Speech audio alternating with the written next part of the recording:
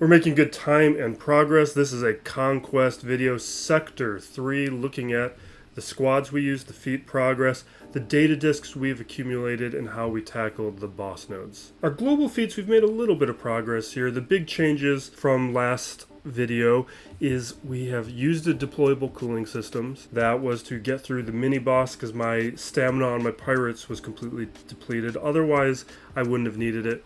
But I knew it was just going to take me a small bump to get through it. And then we have progress on the Win 20 battles with Dark Side clones. We're halfway through there.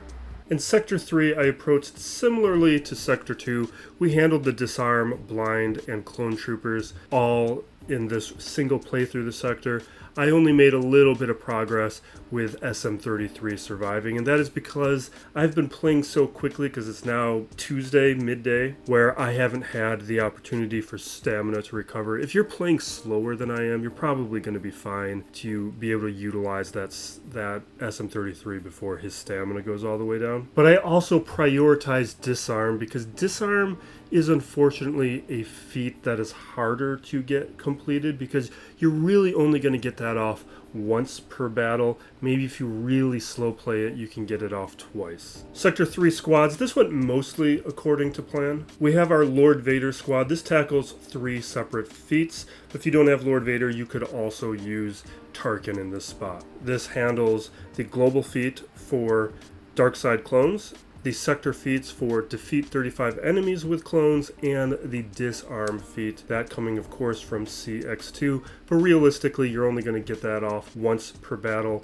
maybe twice if you're lucky. The big trick here, and this is part of the reason things didn't go according to plan for me, is you need to make sure Lord Vader isn't stealing those kills. And while you might be able to do this depending on who you're going up against in 7 battles or less, it took me 10, and that's because Vader was kill stealing. So lean on basics, be careful. Disguised clone trooper is going to be your friend. Be careful if you have zealous ambition, because then that could throw things off a little bit. What I was hoping to use in this sector but didn't go as planned because I forgot a condition is Chrysanthemum's another character that can land disarm, but if you're not using Jabba, this ability starts on cooldown, and you're not going to get through 8 turns before you win the battle. So it wasn't effective for disarm, but it is effective for SM33 if you have the stamina in the right spot. But for me, the stamina was depleted. I still could have used it more than I did, but what is nice is Afra can do a revive, and you're creating an opportunity for your other pirates to recover stamina for later sectors. And for me, since it's day 2 and I'm just rushing through these sectors, that is something that I need. But for today, I was looking for squads that were going to make a little bit more progress on multiple different feats. Now, of course, you do have the option, if you're playing slower, of using pirates. And pirates are going to be amazing in this sector. If you have Maz or Ethano, Qui-Gold's going to be there for the blind, and then you have SM33 for win the battles with SM33 surviving. Kix there for an extra revive, and Brutus is the one I like. You'll see this in the footage up against the mini boss node where I did utilize this squad. But because I'm hoping to use them in a later sector, we haven't been using them in this one. Instead, we were using Jabba, because even though Qui-Gold is going to be your best option for blind, he's going to make it very easy. You'll be able to handle it in a couple battles. The Jabba Chrysanthemum combo is going to be one of your best squads to be handling both blind and disarm. Chrysanthemum will be able to start off a cooldown to land that disarm immediately. You only do it once per battle, but it will land. And then Jabba, you just spam basic. And going up the right kind of battles, you might be able to get off a ton of blinds just from his basic ability. I did a ton on a Padme battle. I took everybody out except I had Ahsoka and C-3PO left, and I just kept targeting C-3PO, throwing a blind, and I was able to get 2 disarms in that battle with Chrysanthemum and completed most of the feat. And that way, we're not using Qui-Gold and depleting his stamina. Those 3 squads took me through the sector. We didn't have enough nodes to go for more. If I had more nodes, I would have been using Afra more to get more with SM33, but don't forget about CLS. I just caution CLS because CLS may be good for blind because of Chupio. What it deprives you of is an effective option for evasion up in Sector 4. So you don't really want to be depleting Han Solo unless you have to. Data discs, I made a couple minor changes. I added this blue entrenched to go with my green entrenched. And I made some room for it by taking off that blue honing stacking potency one that I didn't care about, but I grabbed in Sector 1 and it just stuck around for a while. Other than that, no major changes, but I did grab a few more things. This one I had last round, but we have a couple blue vitalities that I was able to grab. Could put those on. I probably should put them on, but I haven't yet. Now, to go along with all of that, I want to say Zealous Ambition, just be careful this one. It's a great disc, but it can mess up some feats. So just be mindful of it. Maybe you need to take it off or just lean on basics instead of specials. Sector 3 mini boss, we have win with Maz Kanata in the squad and win with Baylan's Skoll in the squad. We're going to start with Baylan's Skoll. I handled Maz at the end of the sector. This is one of those situations where you either have the character or you don't. There's nothing to break down here. Nobody provides disarm. They're going to just completely overpower them. You have that Dispel on the second special. Oh, I guess this is one thing. If you are going to use Hondo in the squad, you don't have to. Just don't use the capture. That is going to be too risky with how much damage we're doing. You're seeing we're just like AoE blowing everybody up. I would have lost Hondo had I utilized that ability. Mini boss using Maz Kanata. Note these stamina levels that I have here. I did refresh some stamina on SM33 for this so that he'd actually make it through the battle. I also did a first attempt here and I almost won but lost, so I added deployable cooling systems and a couple other consumables to ensure that I would get through the node. I knew they just needed a little bit of help at these stamina levels. Maz Kanata is going to be a great lead, of course. Qui-Gold, you'll see how valuable he is with all the blinds, and that's why you could rely on him this sector. Brutus will be stealing buffs and be an effective member of the team. Kicks with the revive, I think that comes into play here. And then SM33.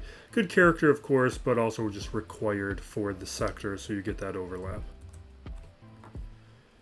Now in this scenario, they're going after Qui-Gold to begin. You can see the amount of damage that they're doing, but we have Entrenched, so it's giving us some resiliency. I do a big hit over on Baze. I don't need to get the Retribution up quite yet. I could though. We steal buffs first, because we get a bonus turn.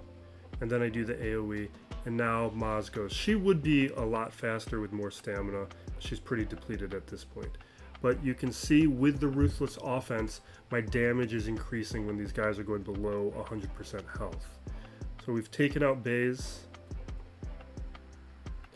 We've had Brutus take a couple big hits, stealing more buffs, to an AoE. An AoE blind right there, and now we're stealing more profit. We get those exposes everywhere, do a big hit over on the Rebel Trooper and immediately take him out. Now I want to go after Chirpa, take him out with that AoE and assist. We have lost Brutus now.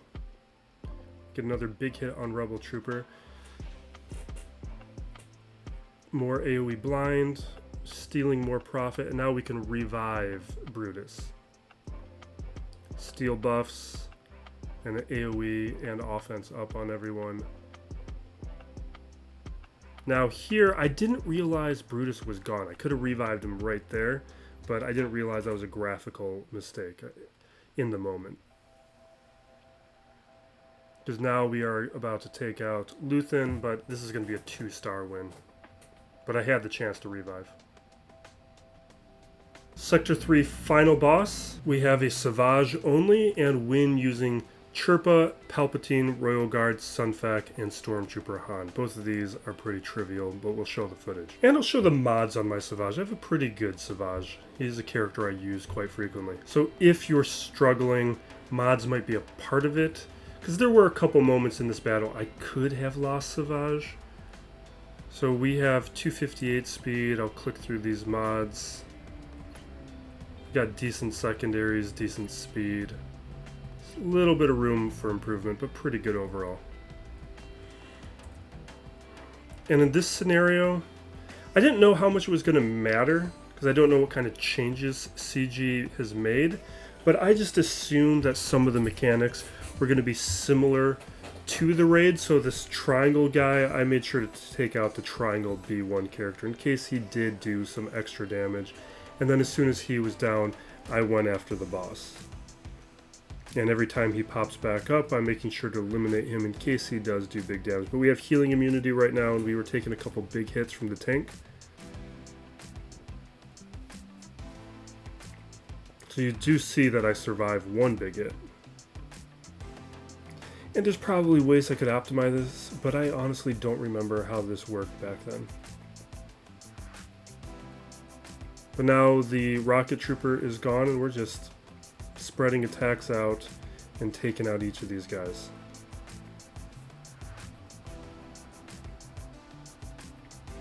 So only one close call. Other than that, it went fine. So check your mods if there's issues. For these other characters, I did Palpatine lead. I don't remember this squad at all. So I don't know what lead you're supposed to utilize, but it doesn't matter. We have relics now. This stuff is clearly not tuned for relics, so this is just going to get blown over. And that's what we're going to see here is just my Palpatine is just going to, with his basics, just start blowing everybody up. Especially Ruthless Offense. If I had more Ruthless Offense, you'd see a lot more going on. I think the idea here with a lot of these characters is you're trying to control their speed. So you have speed down from the basic from the Royal Guard. You have a couple staggers and other speed manipulation abilities. You have stuns and control from Palpatine. I think that's the idea here. But it hardly matters.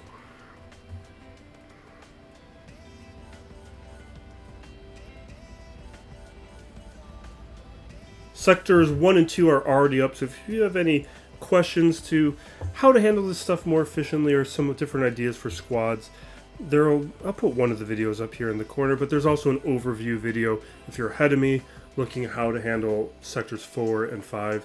Just keep in mind maybe some things have changed because the data mine was wrong about sectors 1 and 2. But I think maybe for the rest it'll be fine. There's also a Datacron video. That Datacron video will just, as you start working on Datacrons, reminder of how some of those things look. And sectors 4 and 5 are hopefully going to be out maybe later today for 4 and tomorrow definitely for 5. And otherwise both of them will be out tomorrow. But thank you for watching. Be excellent to each other, everybody. This is Still Plays Galaxy of Heroes.